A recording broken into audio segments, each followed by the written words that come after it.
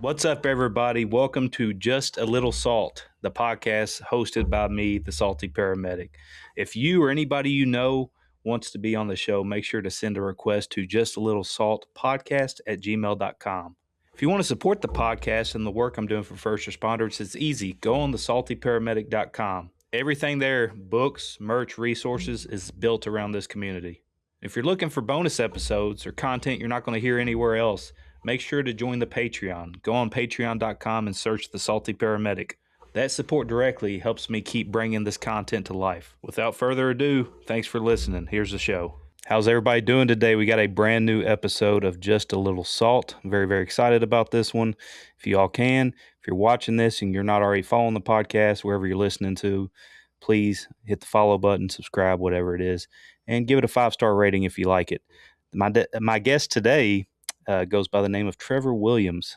He's a entrepreneur, firefighter, just a bunch of stuff, but we'll get into that. So if you can, tell the audience a little bit about your history and everything. Sure. Thanks for having me on. Trevor Williams, 36 years old, married, 2 little girls, 2 and 3 years old. I live out here in California in the Los Angeles area in LA County. I'm an LA County firefighter.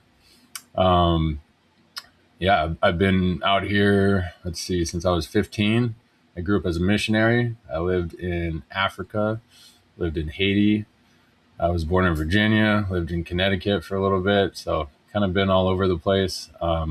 But my roots are now pretty established here in California, and I love my job and career as a fireman, and that's a little blurb about me.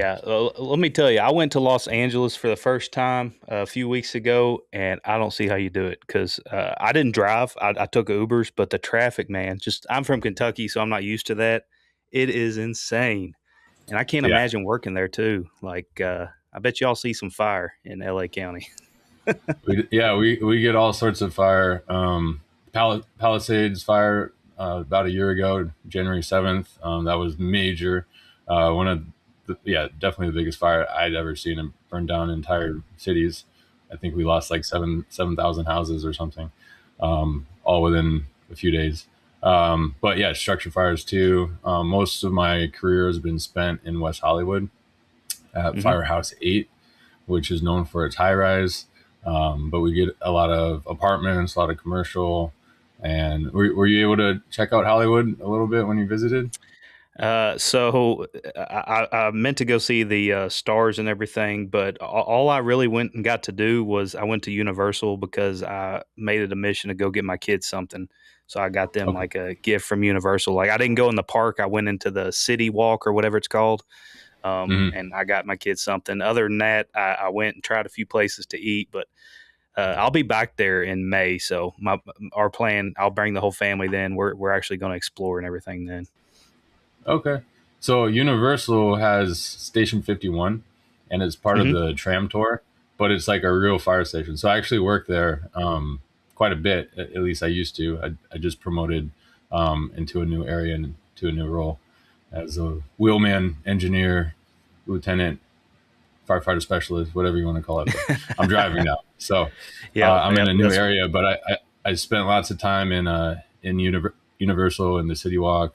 We'll get our food there and stuff. But my claim to fame was I was the first tillerman to back a truck into Station 51 because they did a remodel, and they had to make sure that the truck fit. And it was kind of weird because your perception, at least my perception was kind of off because all the walls were white, and that, like there's no gauges or anything. So backing in, I'm like, I hope it fits. But it did. They measured right. But yeah. That's awesome. I have some other claim to fames too, but as far as Universal goes. That's cool. So what made you get into the fire service in the first place? I think it would have started with my missionary background. We did emergency relief work. My dad worked for World Vision, and World Vision is a large nonprofit organization. They're in almost every country. And people have heard about them through like maybe sponsoring a kid, or that's what most people are familiar with World Vision, but they do everything. They do education and clean water projects, building houses, healthcare, everything. Um, so growing up, I was just kind of, that was it, like helping people in these countries that were just really struggling.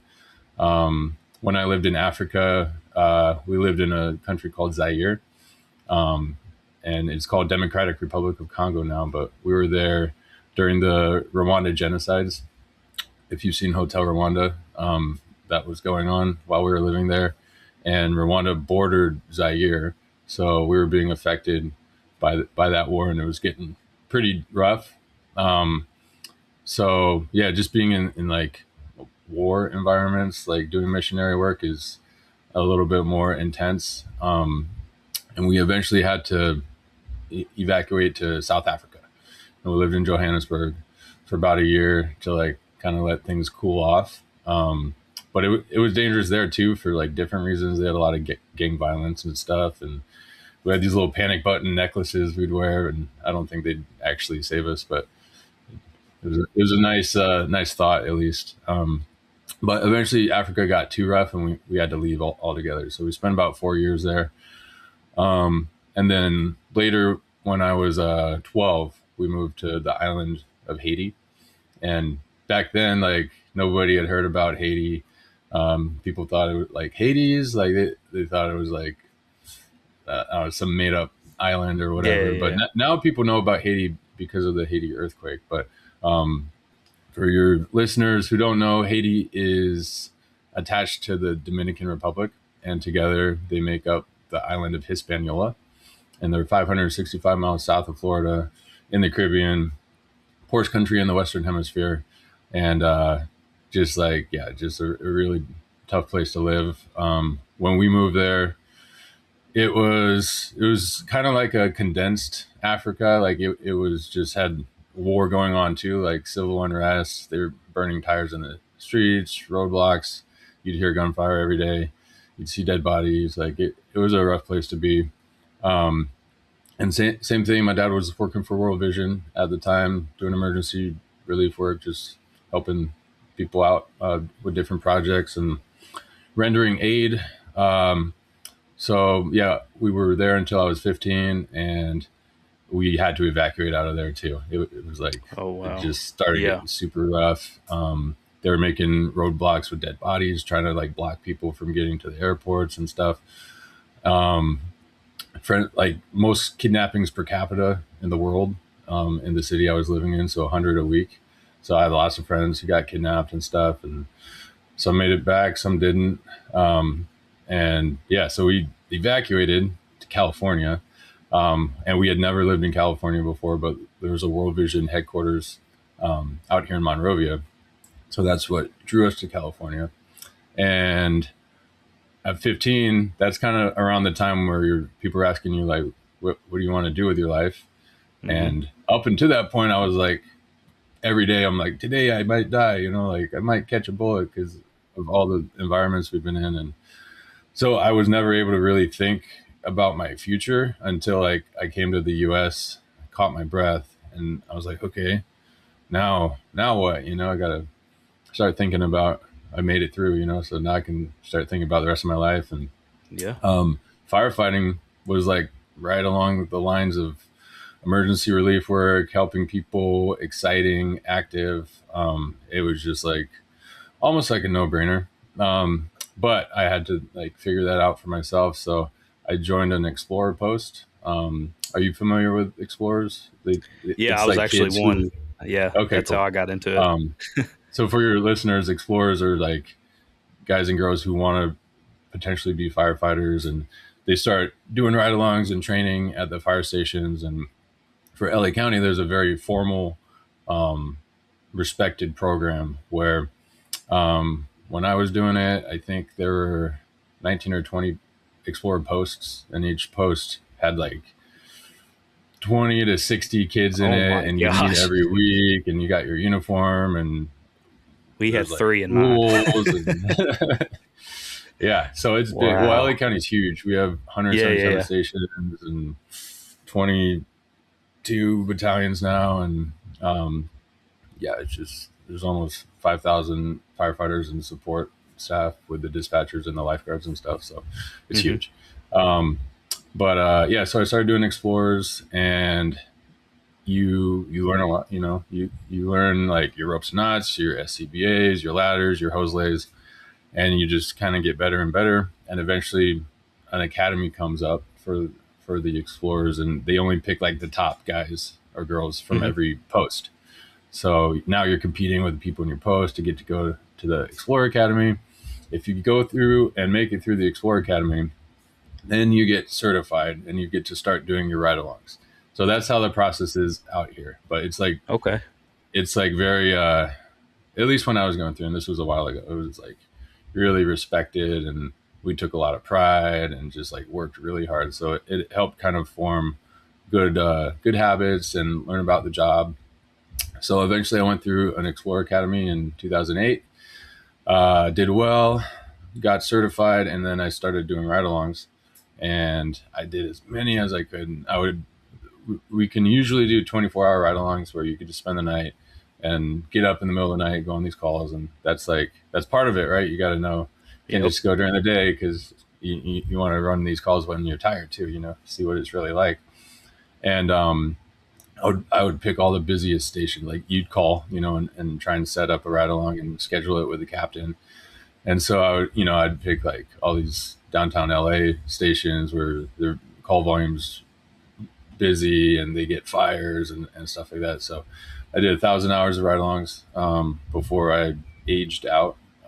You can only do it for so long. I think until you're 21, I want to say. And then you're too old. Then you gotta Yeah. do something else, or get your Hmm. experience elsewhere. Or hopefully, you're hired by that point. But um, I I was testing with 10,000 people. It was super competitive. Took me 7 years to get hired. I put in my app as soon as I turned 18 and Hmm. started going through the process. But it was kind of a bad time to get hired. They were doing hiring freezes, and Yeah. um, they had budget issues and stuff. So I traveled all around the U.S. I applied to 60 different fire departments, all the big cities I could put my app in with, FDNY, bunch of spots in Texas, Washington, Las Vegas, Arizona. Yeah, just everywhere. And I made it my job to get hired. Um, but I got hired with LA County, which was kind of the plan all along. And I Yeah. probably tried a little bit harder for that one. And I knew the ins and outs of it a little bit better just from years of being an explorer and learning the job the LA County way. So yeah, I got hired with LA County a little over 10 years ago, and yeah, been with them ever since. That's awesome. So yeah, we've been on our career departments about the same amount of time. You're a smidge bit older than me, but I'm sure you've made mistakes just as I have. But uh, what would you say is the most common mistakes you see younger firefighters making today? Hmm, it's a good one. I've seen a culture shift recently where um, guys and girls are not taking the job quite as serious. They're getting hired more easily. The first application they put in, they're getting picked up. They're getting rushed through an academy, and now they've hit the floor. And all they did before, they were like a barista or a Hmm. librarian or something. And they're not saying that they've done anything wrong, but the process I'm seeing now is pushing out like a different product than it used to, where I learned every single thing I could about the fire service and the fire department, and like hustled for 7 years to get on. And we're getting people who like don't even know that we work 24-hour shifts, and stuff like that. So um and with that comes a lot of like loose ends, right? Like the respect thing, the fire culture. It seems like um, there's a lot more green coming in where that has to be taught, right? And it's up to the senior firefighters and the guys and girls who've been on the job a long time to kind of instill that culture in them and not just let it slide. Like, oh Hmm. yeah, that's the new way, I guess. No, like we have tradition and culture, and you need to learn it our way, to uphold that, because we have 100 years of, tried and pride and tradition in the way that things are, and there's a reason for them, and learning those reasons. Um, so I might not have answered your question, because that's not a mistake, that young That's firefighters an are excellent making. thing to talk about. Like, I'm glad Yeah. you brought that up because it's definitely a problem across the country because I experienced that as well. I feel like there's multiple reasons for it. Like, one, you were talking about how competitive it was when you got hired. And in my experience, in the 10 years I've been on my department, it feels like it goes in waves. Like, every few years there'll be a huge hiring pool. And in that huge hiring pool, we'll get some good candidates. But then a few years later, when we have to scrape the bottom of the barrel, I sound like an old man. Like, those kids we're hiring now, they don't have no respect. Like, when I got hired, I legitimately was terrified to call in sick. Like, I was scared to step out of line. I wanted to constantly prove myself, and now it's like there's a lot of individuals that don't care about the job, like you were saying. So part of it is on those officers and senior members at their station, like you were saying. Part of it is just on those individuals themselves, taking more pride in the job. But I'm definitely glad you brought that up because that eats me alive. And I'm sure Yeah. there's all kinds of departments across the country dealing with the same thing. Yeah, it's a But big issue, and then it becomes a safety factor too. If yes, you're like so far behind that you start to become a liability if you don't catch up quickly.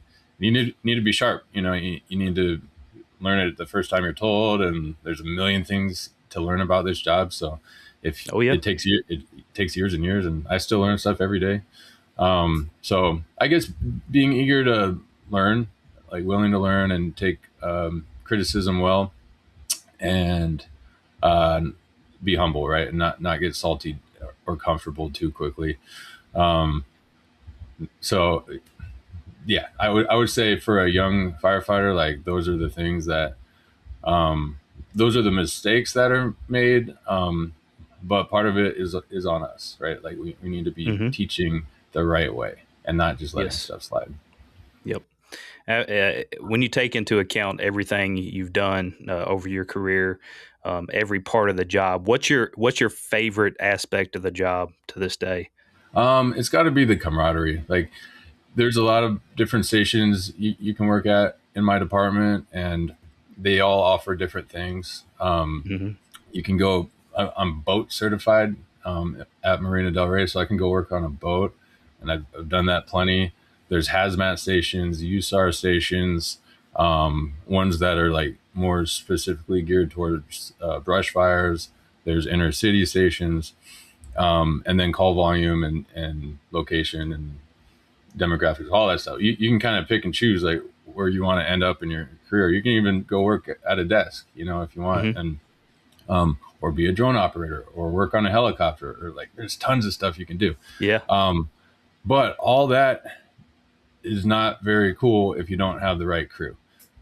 So there's a saying that they say over here, bid the crew, not the station.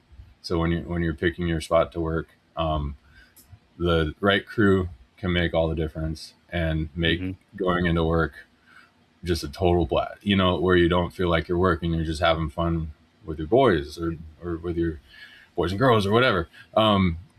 So the camaraderie is huge. I like cigar time. I like sitting around the fire pit or out front smoking a cigar at the end of the day, after all the daily work is done, and we're just waiting for that hmm next fire, the next Oh call, yeah. and that's when the real talk comes out. Sometimes hmm you get Yeah. to have a little bit of those deeper conversations, and that's really important in our career field, with like all the PTSD and mental health stuff going on. Like you need to be having deeper conversations from time to time, and check each other, and be looking out for each other, and knowing somebody's kind of going astray, where you can be like, hey dude, like what's up, what's going on, and cigar time is kind of when those conversations happen, from my experience.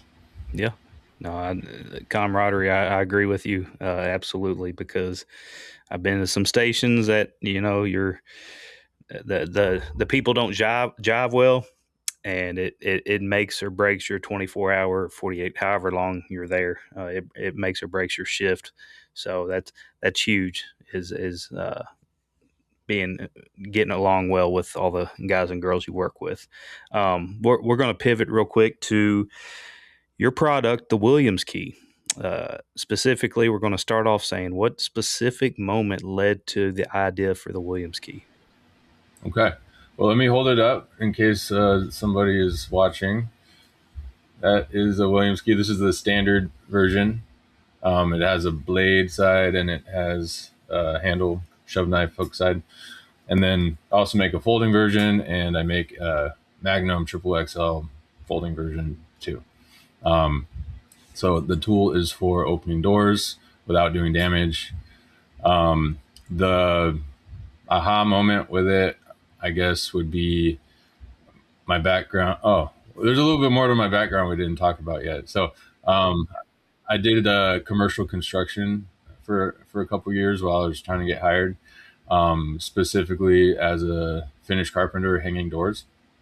So learned a lot about doors and locks, and I had a bunch of custom tools, and I knew how to pick locks, and I would make tools for myself all the time, and we'd get locked out of stuff and make stuff for that. So at some point I had made a crude version of a Williams key, just for bypassing strikes and stuff. And the real, like, there's different ways to bypass a strike on a lock, but where this really has value is it's able to slip behind an anti-vandal plate, which normally like you wouldn't be able to access with like a shove knife or whatnot. So that's like the where it's valuable, is like being able to reach behind those plates that are meant to keep people from messing with that strike.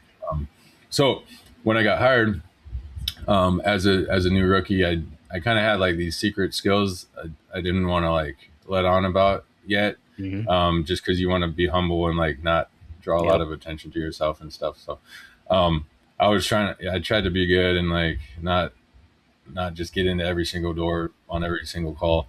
But eventually, like, I have like a bag of my wizard kit, my bag of tricks, and had all my little custom tools in there. So eventually I started getting into these doors, especially in West Hollywood. We have a lot of gates, a lot of apartments that have these outward swinging gates and stuff that are perfect for the Williams key. So I was pulling out this version of the Williams key I'd made, and eventually people were like, "Hey man, what is that stupid tool? You want to make me one?" And they never give you a compliment, So I made like I'm making them by hand, and it's taken an hour or two per tool, and eventually like I gave those out and stuff, just trying to help people be better at their craft and get into these stores quicker and save a life. Maybe we don't do it on fires usually, but like somebody's having a heart attack or something, and you want to wait for a key from the building manager, like, come on, let's get in. So I gave a couple of these tools out, and then that kind of spread. Like at Fire Station 8, there's 39 people. It's one of the biggest houses in LA County, and a lot of people coming and going through there, like working overtime or going out of station, working somewhere else. So people were seeing my tool, and then I'd start getting hit up by everybody, and they're like, hey, I want one too. And before I was like just making them for free and helping people, and then I'm like, okay, I don't even know you, like. I'll charge you, I'll charge you. So then I had for like a fabrication place and have them start making these tools. And I think my first batch was like 100 keys, and I had them powder coated black so that I could laser engrave the logo in. I made a logo, I made a website, and it kind of turned into a thing. Like I wasn't planning on it. But now I've sold 63,000 of them, every major city in the US, internationally, like at least 30 different countries. So it's really taken off, and it's given me the platform to make other tools too. And so now, when I come out with something, people buy it just out of principle. They're like, yeah, I like the Williams key. Let's see what else this guy's got. So I'll do like wedges, and like I like my logo. It's like a key. Mm-hmm. key skull thing. Let's see, you can kind of see it right there. So, Yeah. or it's up there, my there. So I use that. I integrate that logo into a lot of stuff, but sometimes I just come up with like stupid little things. So this is a door hanger, and I include these samples with the folding key. Um, I came up with this idea on an airplane one day when I had a few minutes to think, but we we go into people's houses without them knowing sometimes, like their smoke alarm's going off, they're not home, and then we break in to like see if there's a fire or turn off their smoke alarm, and then we leave, and they never know, Yeah. that we were Yeah. there, other than like footprints in their carpet or something like that. Yeah. So Yeah. they come home, it's unsettling. They think they got broken into. They had no idea, right? So these are to kind of help with that Mm-hmm. customer service side of it. We're like, hey, fire department was here. You didn't get broken into. You had an alarm going off. Mm-hmm. We fixed it. Everything's good. Sorry, we knocked over your plant or whatever. Yeah. Um, so I'm always thinking of little, ideas as I come Mm-hmm. across problems, and we're problem solvers, right? As firemen. So yeah, I think I'm going to continue to do that as I run into issues. And now I'm in that new role driving, so I'm seeing the job from a whole new perspective, and the Mm-hmm. tools I carry have changed, and the way that I look at things, I'm thinking more like the captain now, and from like a supervisor role for my firemen. I'm kind of the mediator between the two, right? As the straw boss, you have to like handle the station, but you're getting input, from the captain, and it's, we're doing what the captain wants, but I'm like making sure it happens, right? So Yeah. that's what Yeah. I'm learning. Uh, the Williams key you sent me is on my engine right now, and I was so upset because we had a person, door was locked, and we got there after the ambulance, and I went to get the Williams key out, and I was walking there, and the ambulance got it open with a dang debit card. I was like, "Gosh, let me use it one time." I almost got to Yeah, use it, but it stays on our engine now, and it definitely comes in handy because there's been a lot of times I wish I had it. So the Williams key itself, a lot of the questions I had written down, you literally answered with that story and everything. So I'm going to shift into the business side. okay. Um, there's probably a lot of people out there because firefighters usually have to have side jobs. Rarely do we only do the fire service because a lot of departments don't pay well. Um, but I kind of stumbled into my own business as well. Even though I just make stupid videos on the internet, I'm running a full fledged website now selling, books and hats and blah, blah, blah, all this stuff. And I'm managing it out of my basement. I've got a little Hmm. 4x4 square out of my basement. And I never would have thought I would have had my own business. And I'm sure there's a lot of people out there watching that, have ideas for things and want to start their own business. So what would be your biggest advice for those individuals, like things you've learned along the way? Yeah. So a lot of people approach me with like ideas, or like, I think I want to start a business, and I love that. That's great. And I think everybody should. Like, you'll learn a lot about um, kind of a different thing, right? Like, and it's like great tax write off, and you can generate extra income, all this stuff, right? So what I tell most people is take that first step. Come up with your idea. If you don't think it's ready for market, put it out there anyway. The market will tell you, and then you'll get a sale out of generation one of whatever it may be. And then people will be like, oh, it'd be a lot better if you did it this way. Then you make version two, and they'll buy it again. So now that same customer has made two purchases, and you've Mm-hmm. doubled your what you've made. And then it's just a journey, man. Like, you got to ride that wave. If you got something good, um, invest into it, and put in the time, and it could change your life. Like, you never know what the next $1 million idea is, or $1 billion idea. Who knows? Um, as far as like um, what I do and what you do, there are better ways to do it, as you will find out if you get big. Social media, like, is great for pushing product, and stuff will trend and go viral. So always try and get your stuff in on posts or videos, and share, give some free stuff out to people that are good influencers. Mm-hmm. I think that's always helpful. And then as you grow, I've found that I got a fulfillment facility that will package for me. And it freed up my time a lot. Like it allowed me, because I was coming home on my days off and all I was doing was packaging. And then now I have kids, right? So I have even Yeah. like less time, and I could kind of handle it between me and my wife, like before kids. But now that I have kids, like I want to be a good dad and a good husband Mm-hmm. and have time for the family. Um, so, and you can work the price into your products too. So it's like if it costs $1 to fulfill a package from somebody else, just charge an extra $1, and it'll just handle itself. So it'll really free you up to once you get that busy. Where if you get to the point where you're like, oh man, like this isn't fun anymore, like I'm just spending all my time packaging, like that's when it's time to consider getting a fulfillment facility. um, and I don't know like where you live, if that's an option, but you could probably send like boxes of product to a fulfillment facility, even out here in California, or whatever's closest to Yeah. you that Yeah. Yeah. offers the best price. But so that's kind of like a little thing I learned like years later that I was like, oh my gosh, this is a game changer. It's not that expensive, and it's handling like all the work that was taking up all my time. Mm-hmm. Um, the other thing is marketing is great, but you got to find out like that secret sauce of like what sells your product, and it's called your return on ad spend.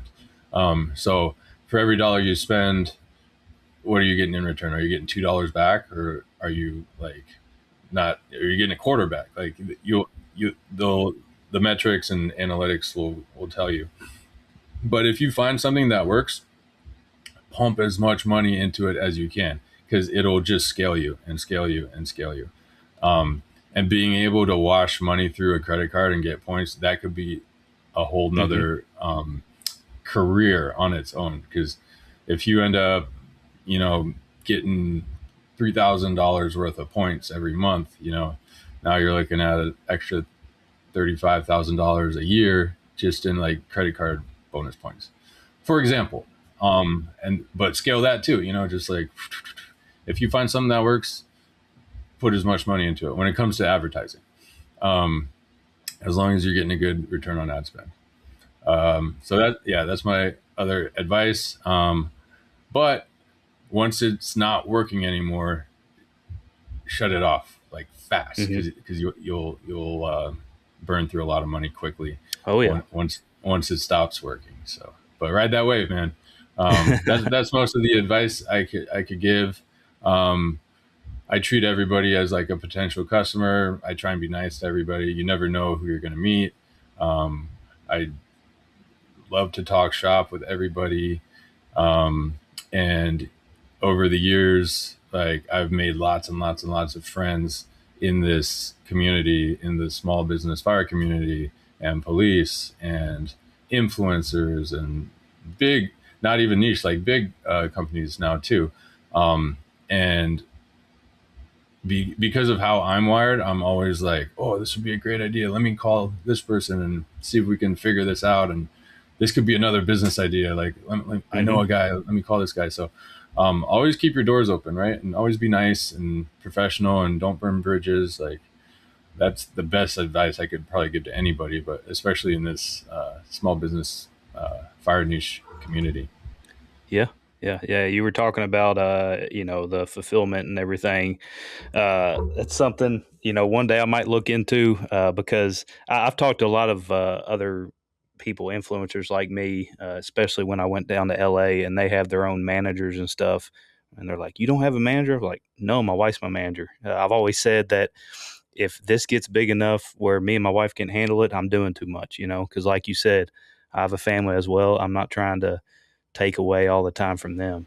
So I pretty much make nights, after my kids go to bed and everything. Some nights is when I package my product and send it out, because I send everything out by myself right now. But it may get to the point where I got to get a fulfillment center. I bet that is a huge weight lifted off, Yeah. and maybe Well, something I have to check into. the other thing you can do is have stuff drop shipped. Oh yeah, You'll spend a little bit more money. I think it'll probably cut out of your profits a little bit, because you can order your stickers and you find the hmm right place to provide your stickers for you, and your margins are great. yeah, But you can have stickers drop shipped too, and it'll just like it's almost like a wash, I guess, when it comes to a fulfillment center versus drop shipping. Like, they're going to yeah, take their yeah, cut, but it is a yeah. way to like really free up your time, and it's kind of risk free. Like, it's to order, right? So like, hmm you're not investing in thousands of dollars worth of stickers. But when somebody wants one, they click on your website, it gets made to order, it gets sent to them, and then they send you the profit. Yeah, So that's kind of that's I do both with my stickers. I have a bunch of stickers, and so the ones that I'm like, this is kind of like a meme sticker thing. Like, I don't know how many people are gonna like it or whatever. I'll yeah, have those drop shipped. Right, I'm not gonna spend $1,000 on a big order of like a maybe this will hit sticker. yeah. But the ones that I send out, like the one behind me on the wall, hmm I give a smaller version of that. I sent you one, I'm pretty sure. Um, Smaller version, everybody gets one of those, So those I've ordered probably $50,000 worth of that sticker, over the years, and those are not drop shipped. So Yeah, that's something I started doing early on when I started selling signed copies of all my books, just because that's my most sold product. I started putting my logo sticker in each book, because that's also advertisement. They'll hmm grab that free sticker out of the book, they'll put it on their water bottle. Somebody at the station might see it, be like, "Who the hell's that guy?" And look them up. So that's something yeah. I've learned along the way, and that's my favorite thing, is just you learn something constantly when you have a business. So speaking of that, like how many years has the Williams key been a thing? Um, I think like 6 years now. 6. Yeah. So along the way, what mistake did you make that taught you the most, as far as just your business as a whole? I've got a crazy story. Oh boy. I'm pretty sure this has not happened to anybody else. Um, and I'll try and explain it well, but I got like this fraud scam thing that happened to me, hmm and I was using Stripe as one of my merchant processing platforms, and I think I just would like write invoices through it every once in a while. Like, I wasn't using it very much, um, but some hacker, or I think AI had to be involved too, um, figured out my like bank account routing number for Stripe, um, to where like they weren't taking money from me; they were sending money to me in 50-cent increments, and they were testing out people's credit card numbers against my bank account to Ooh. the tune of almost $100 million. So I got sent almost $100 million in 50-cent increments, and my Williams key and phone number are showing up on people's bank statements as like, what is this, or like getting Yeah. flagged as fraud and stuff. So I'm getting phone calls off the hook. Like, it broke my phone, like, because there's like millions of people calling, Yeah. trying to call that number, trying to like, the voicemail is full. I had to like say like, hey, you're probably calling because you got this weird charge. It's reported it. It's fraud. Like, I don't know what's going on. We're trying to fix it. I Yeah. hired somebody to like deal with Stripe for me. I told Stripe to shut it down immediately. They're like, no, we can't. We're like investigating and stuff. Um, and it was happening fast. So yeah, it got up to almost $100 million before it got shut down. And then all these banks wanted to charge me $15 like reinstatement fees, Yeah. turn the 100 million into $3 billion worth of bank reinstatement fee charges. Um, and like I shut down my Stripe account, and I was like, you guys need to deal with this. Like, this is Yeah. clearly not my doing. But it was a huge mess and super stressful. and I never like got any of that money. Like that all had to go back to the people. Hmm. Um, it would have been nice to, get a couple percent off of that, but no. That um, is, just take it and run. No. yeah, So nothing ever, like so far, nothing ever came of it. That happened a couple years ago, and I was losing sleep over it, as I'm sure anyone would. yeah, But absolutely. yeah, I think it's kind of like inconclusive, and like I was told to like contact the FBI and stuff like that. Like it's like that scale of fraud happening that quick and stuff. So um, I don't know if that's a mistake I made, but that was something I was victim to that I never thought I would be um, part of. Yeah, that So that makes my fraud story seem small. It was like a year and a half ago. My Facebook, which at the time had like over 200,000 followers, it got hacked because somebody sent me an email to be on a podcast, and I thought it was real, and it was fake.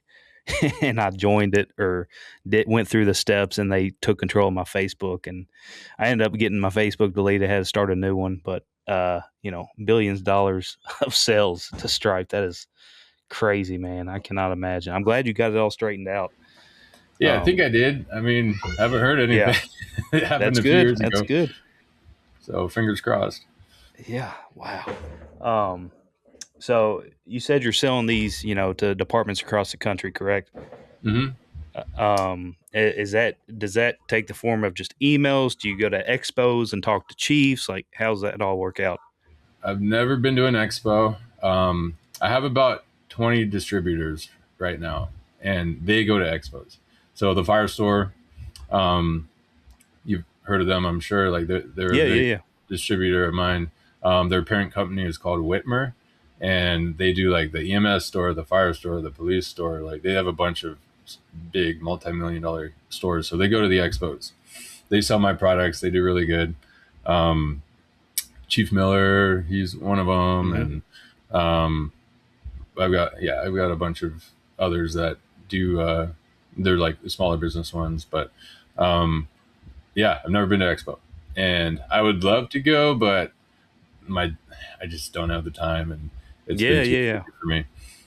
Yeah, maybe one day, FDIC and stuff. Like I always Hmm. see all my buddies there, but I've never gone. So I see all the videos and stuff, and hopefully I get a booth one of these years. Yeah, heck yeah. Um, I get approached a lot, so I don't have to reach out too often to like try and generate contracts and sales. But um, I have like it's not just fire that I'm selling to. So every military branch has reached out. I've sold to three of the SEAL teams.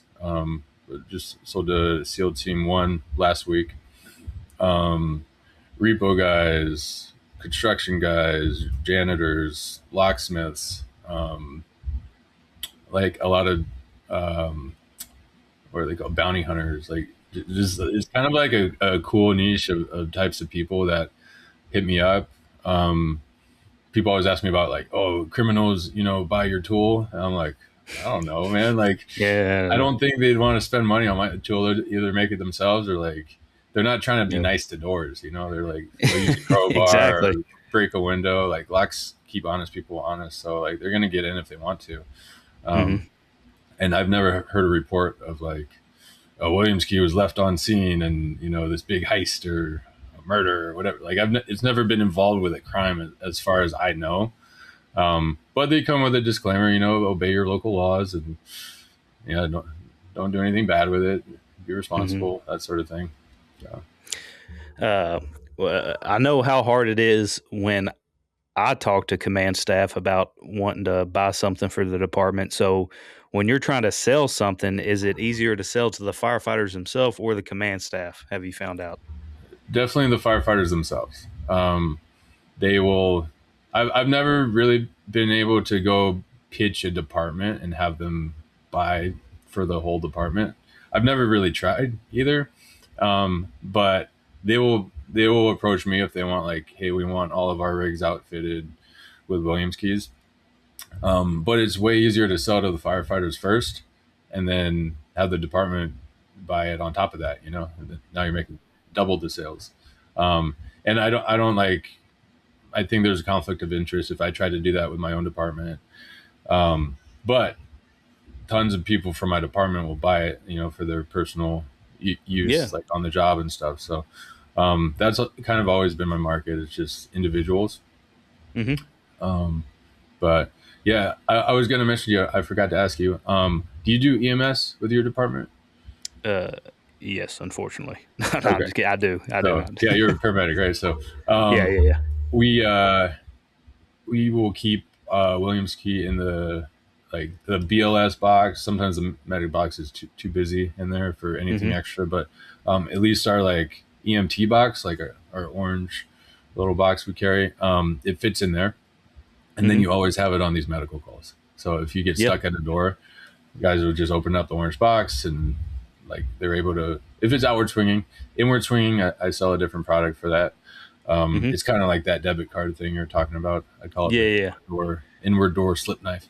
It just Hmm. wraps around the door jamb, and good way to check if there's a deadbolt, because you Hmm. don't know if a deadbolt's engaged or not, and if it isn't, and we found like half the time people don't lock it, then you can keep going down the door at an angle. It's just a thin piece of plastic, and then hit the strike, wiggle it a little bit, and open up that inward swinging door. So a lot of guys will carry both, like the Williams key and that inward door slip knife, or just make one. The first Hmm. one I made was out of a smart water bottle on a call. Like, and I cut up a bottle and I opened the door on the call on the spot, and I was like, oh, I should sell these.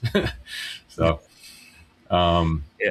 yeah, and then with the folding version, we sell like a Kydex Molly style holster, um, and it's like a nice thing that guys will carry on their turnout pants or like on their belt or something like that.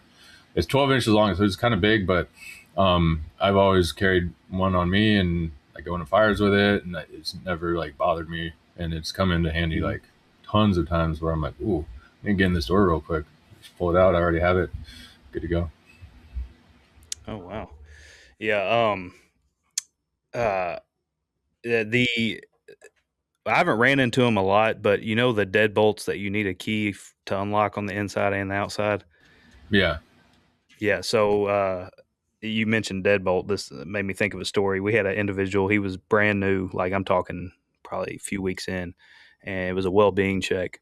And we got him because he was the smallest guy through the window, and he went to go unlock the door, and unfortunately the patient was deceased and been there for a while right next to the front door, and they had that deadbolt, and of course he couldn't open it, and he had never even heard of that before, so he was trying to open the door and he couldn't, and he was freaking out. I felt so bad for that dude. It was Like an stuck with a insane dead call. body, and Yeah, he was just like staring at. He was like yelling through the door, "What do I do? What do I do?" I was like, "Go through the garage. Go somewhere else. Like, yeah, don't just stand those there." are not legal to have anymore. At least not around here. You need to be able to exit from inside a It makes building, sense. Yes. like with a single function, and a Mhm. key can get removed. So like that's not. If you see those, I usually tell people like you gotta swap that out. Like that's gonna Yeah, get yeah, you in yeah. trouble, and yeah, those are bad news. Uh, when I mean, there's all kinds of fire service businesses out there. What do you think separates the ones that succeed versus the ones that fail? Hmm. Well, there's definitely like people go to school, business school, right, to like learn Mhm. how to do stuff right. Um, and I think like there's some statistic out there like 90% of businesses fail in the first 2 years or something like that. So part of me thinks that's kind of like fake tax write-off businesses, that are Mhm. like making that statistic where people are Yeah. just kind of like sheltering their money through like failed businesses and stuff on purpose. Um, So I don't think it's as bad as like what the numbers say, but there's definitely like you can't just like go into it having no idea like what you're doing, or if you do, like you got to learn pretty quickly. Um, Mhm. I did another one of my jobs before I got on the fire department is I did sales for Google. Uh, it was like Google Street View, but for businesses. So it was called See Inside Virtual Doors, and it was integrated into Google Maps. and I would go cold call these businesses. Like I just walk in, like we'd pick different cities. I was on foot all day long. I'd be going into these businesses and be like, hey, we have our Google photographers. They're going to be in the area next week. I just do the scheduling, and they take street view inside of your business, and then you're more visible on Google Maps. It helps your SEO, search engine optimization, and it's a nice little tour to kind of showcase your shop. There's a one-time setup Mm-hmm. fee that pays the photographers, and then after that, that's it. It's free forever. You're on Google. So in doing that, I learned sales because I was never in sales before. I learned what a good business looks like. Like sometimes people are like, "Oh, you're with Google. Oh man, can you help me with my website or whatever?" You know. And so Yeah, we'd yeah. start talking about like the SEO side of it and what makes a good website, business cards, like the structure of business, right? Like you got your gatekeeper at the front gate, and you're trying to get to the owner or the manager or somebody higher up that makes those the decision maker. So I saw like hundreds of bad businesses, or maybe thousands of bad businesses where I was like, "Ooh, I would do that different, that different, that different," and that was just me like never going to school for it, but just from experience and all these like thousands of businesses that I ended up um, talking to and learning about over the course of that sales job. Um, I think that's what became really valuable to me when I started a business because now I can integrate like graphic design and marketing, and I know what looks good and I know what I need and what is a waste of money.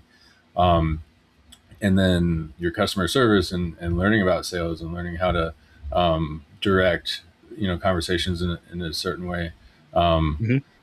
so I think that like not everybody gets that experience when you're starting a business. If you haven't gone to business school and you don't know what right looks like, you're going to struggle a little bit. So like watch some videos, read some books, or get some sort of education somewhere so that you don't just fail right off the bat because you didn't know what you're doing, because there's money involved, right? Like you're getting Yeah. maybe a business credit card, a business loan, like you're investing in product or you're investing in the business. So if it doesn't go how you think it's going to go, you're going to lose money.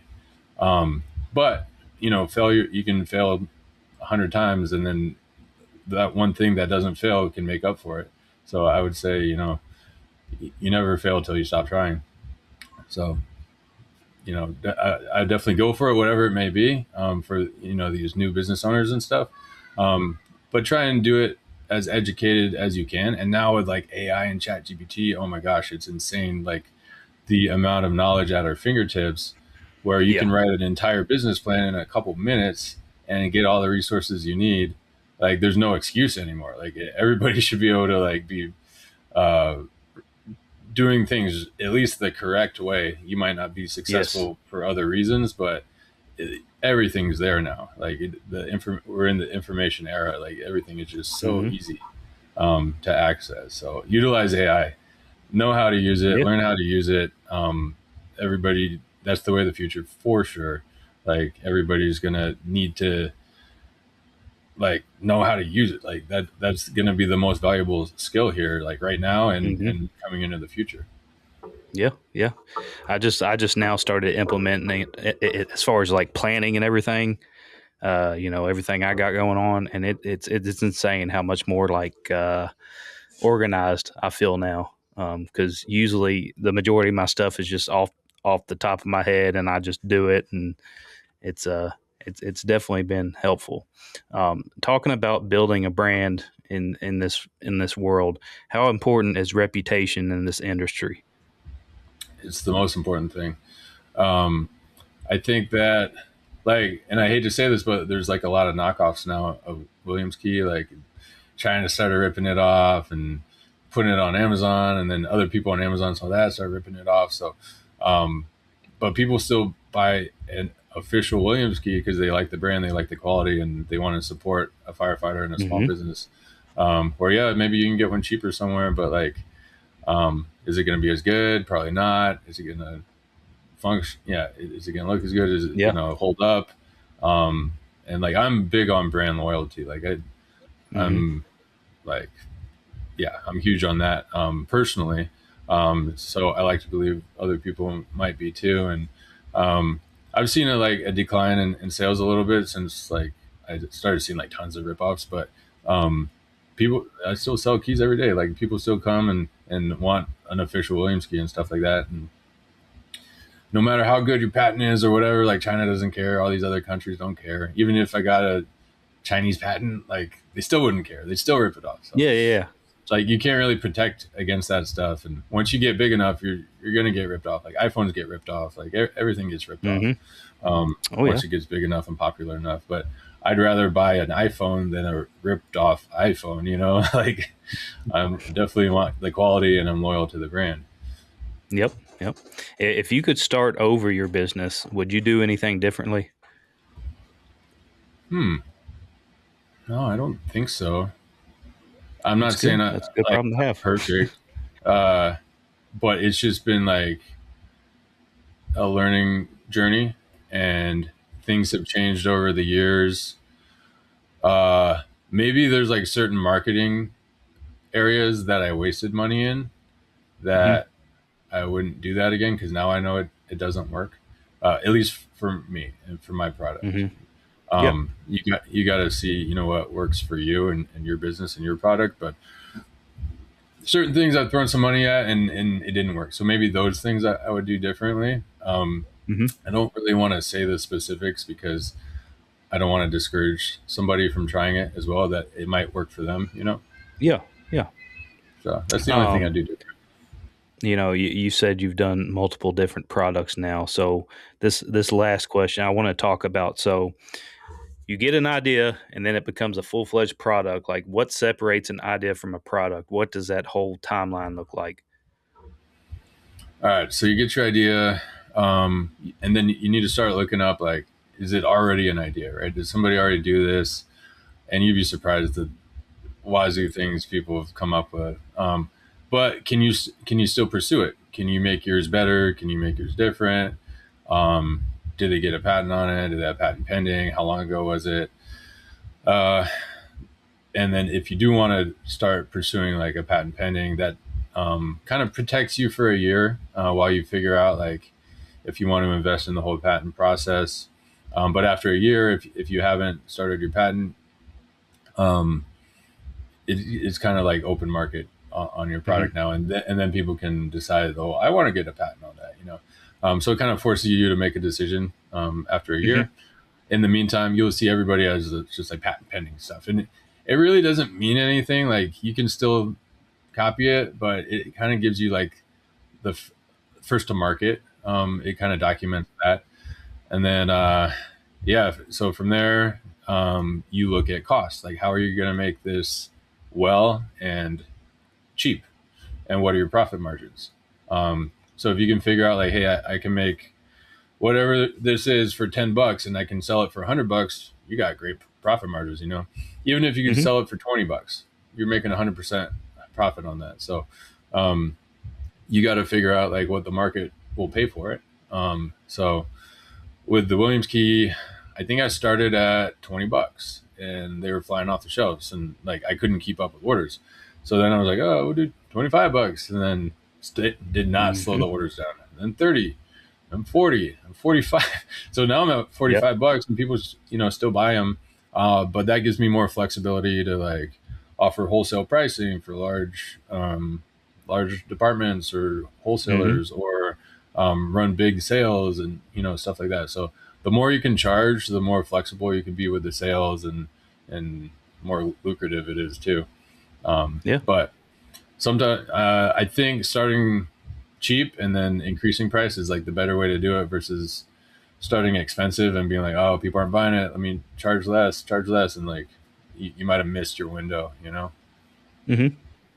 So Well, that's it. Find a way to make it inexpensively, and if you can be hands off with it. Like my problem is I like to make stuff. Like I got a 3D printer. I've had 7 3D printers, 3 laser engravers. I like all the tech stuff. I have a yeah. big like space station here in my office with like 5 screens, and I have a server, and I fly drones. I do all. I like a lot of things. Um, Hmm. I'm getting distracted here. What were we talking about? Sorry.